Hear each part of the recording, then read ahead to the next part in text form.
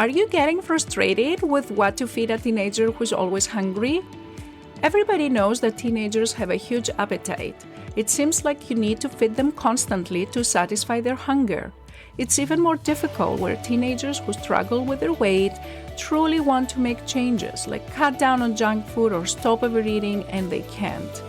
There's frustration, isolation, stress, and that's why I decided to create a recipe collection of 30 easy and healthy meals for teenagers. They're all high in protein to satisfy your teenager's hunger, and they can all be ready in less than 30 minutes. If you want to grab a free copy, go to lifestyleforteens.com/recipes.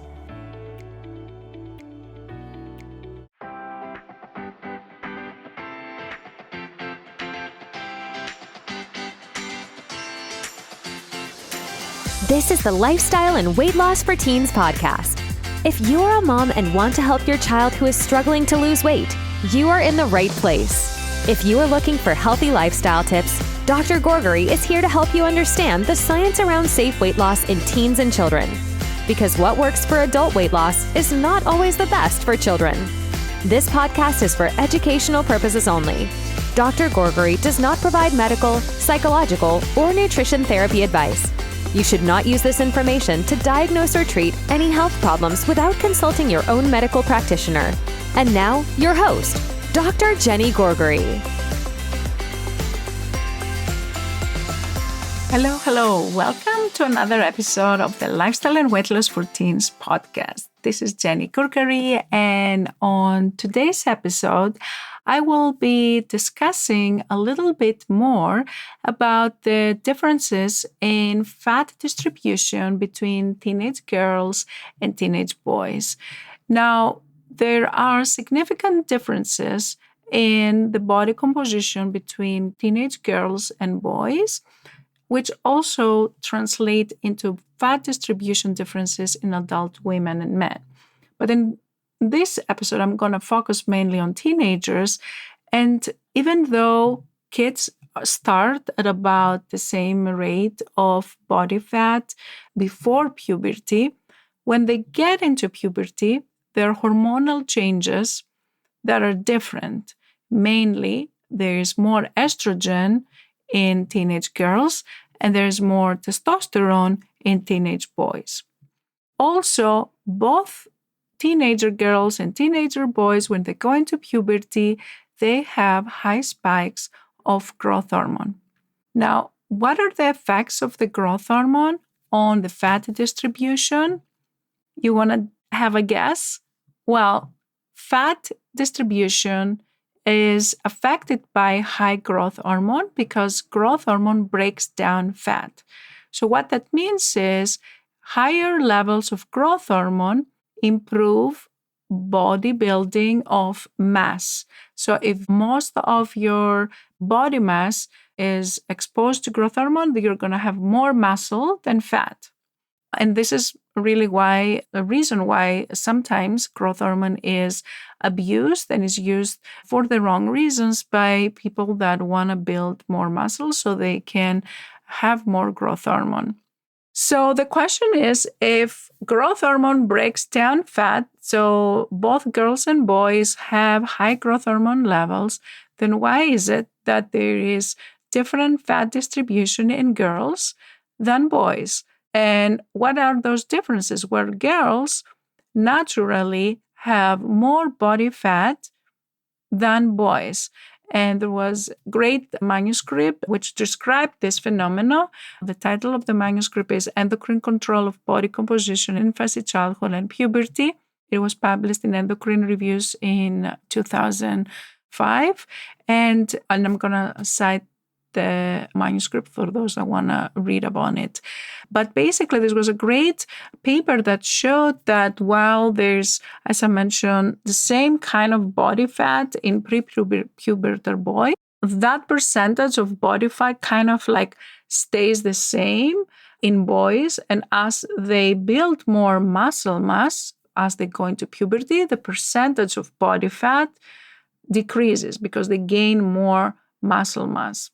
Now, in girls, actually, that doesn't happen. Their body fat increases during puberty.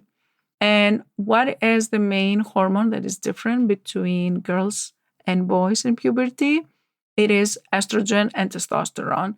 So, testosterone has not a negative effect on the acts of growth hormone. However, estrogen can decrease the effects on the muscle mass building of growth hormone in girls. So, because girls have higher estrogen levels, they have more fat. And boys have higher levels of testosterone, which does not affect the the breaking down of the fat that is naturally caused by growth hormone. And the reason I decided to talk about this today is because I want to normalize this difference in fat distribution in girls and boys. We tend to see way more eating disorders. We tend to see way more anorexia, nervosa, bulimia, binge eating in girls compared to boys. Not that we don't see it in boys, but it's way more common in girls. And of course, there are many reasons that this happens that I'm not going to go through all of that now. But my hope is that by educating more teenagers and more families about what happens normally with our fat distribution when we go into puberty, that potentially could help some of the teenagers accept their bodies because it is normal. It is normal to have more body fat as girls go through puberty. And it is normal for boys to have more muscle mass as they go into puberty because they have higher levels of testosterone and girls have higher levels of estradiol. And we need certain amount of body fat to be able to have reproductive function. Essentially, girls that go into puberty and they menstruate, and after many years, the role of having regular periods is eventually to lead to good reproduction, right? And it's also one of the reasons why girls that have severe anorexia and they don't have enough body fat, then they lose their periods. So we do need to have a certain amount of body fat. So don't get too stressed out. Don't get too worried about the body fat that is accumulated during the period of puberty. And it is mainly accumulated in the lower body, like it's more on the thighs areas. Those are the typical female body distribution, fat of body distribution. Boys, it is mainly in the abdominal area, and girls is mainly in around the thighs. So this is normal. Okay. So take that into consideration when you are trying to decide whether you need to get to a healthier weight or whether you are healthy as you are. And I would encourage you to talk with a professional to help you determine whether you are in a healthy weight or you're not in a healthy weight. Traditionally, professionals have been using a tool that is called body mass index to understand whether a certain teenager is in a healthy weight or is in a unhealthy weight. And if you don't know what BMI is, I encourage you to go back and listen to episode 1 of the Lifestyle and Weight Loss for Teens podcast. And I will say that BMI does not give information about body fat distribution. It will not tell you how much fat you have.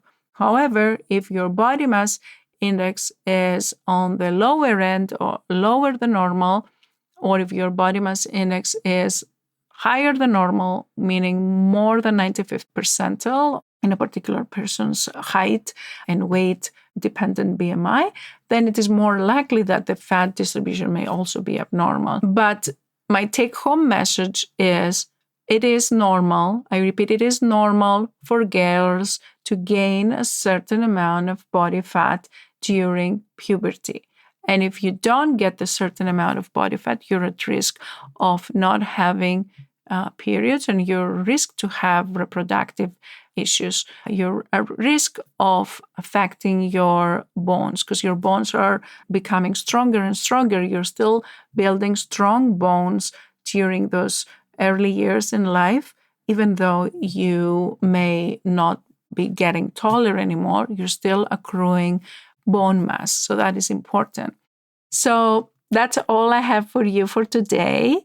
I hope that was helpful, and I hope that you can look more into the distribution of body fat and realize what is normal and what is expected before you actually make any drastic decisions on what to do about it.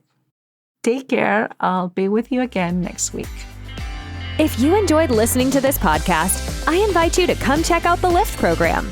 It's Dr. Gourgari's 12-week coaching program for teens and their moms, where we take all this information, we apply it to your daily life, and we work together so your teenager learns how to create a healthy lifestyle so they can feel happier, more confident, less stressed, and love their body again.